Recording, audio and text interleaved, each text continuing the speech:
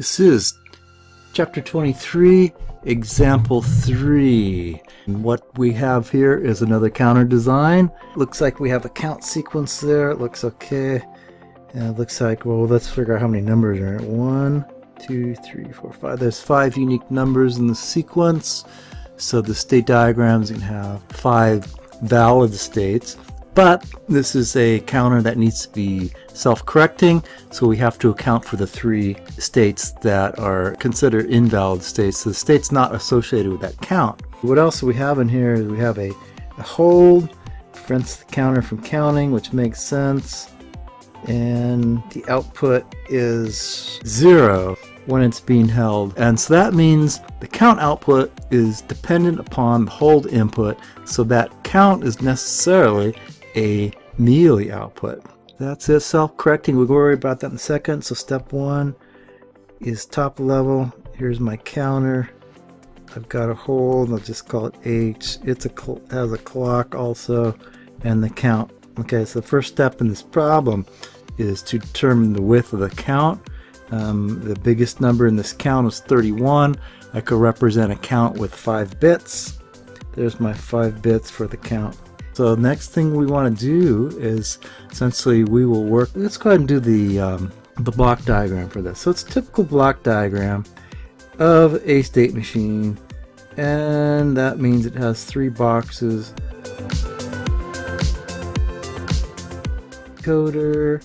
Here's my count, and here's my hold. Okay, looking good so far. Okay, so there we agreed that 5 unique numbers in the count, which means we need to have a state machine that's 3 bits. And so these are going to be 3 bits. This is the next state, this is the current state, and that current state is going to be an input to the next state decoder. And we also agreed that the output is dependent upon the hold input, and so we need to send that hold input over to the output decoder. And at this point I am thinking this is done. Next step is to do a state diagram. So we need to have 5 states, and then we need to have 3 these are their legal states, so let's fill these in. They're the states. We need to work with the transitions, and these are my 3 illegal states. And so those are going to be fed back to state, looks like it says state 31. These transitions are going to be unconditional. So we have a hold input, so these are the holds. Anytime I'm holding, it's not going to change state. So I can put these self loops in there.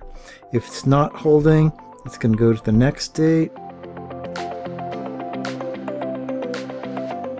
Problem says is that it prevents the counter from counting, but also when the hold is asserted, the output's 0. So we're going to put that in there. Now we have to handle the hold bars. Here are the hold bars. That means it's not being held, which is a normal counter. And for the issue of all these is it's going to have to indicate the state. And so it looks like I'm running out of room yet again. So in state 31 we have the output of 31 when it's not being held. This is state 23, so 23 is 16 plus 7, so this is going to be a 1 0 1 1 1. This is 11. 11 is 0 1 0 1 1. Here is 6 0 0 1 1 0, and lastly is 22 is 6 plus 16, so that's going to be 1 0 1 1 0. The illegal state need outputs also. It's not really clear what they're doing, and so I'm going to put that in there directly. Here's the issue.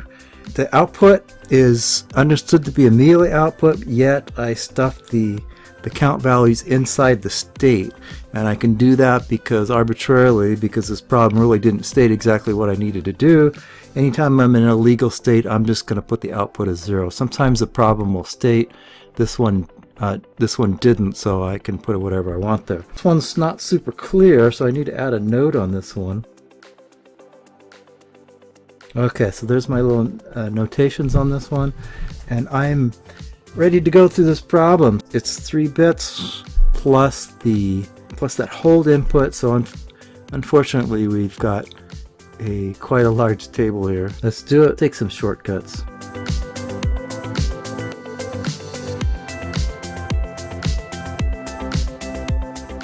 It's a normal counter. We know it's 3 bits. We haven't really assigned the output yet, and it doesn't really matter how we do it, but it's just nice to go in order. So we're going to say this is our first state here.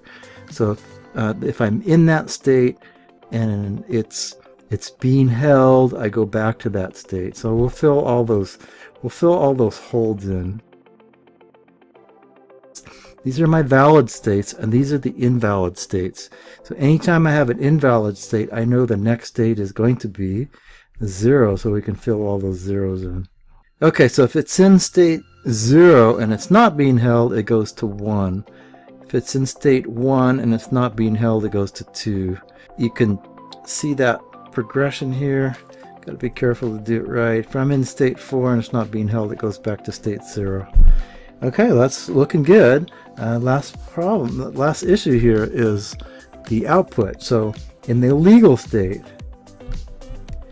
these are illegal states. We said the output's 0.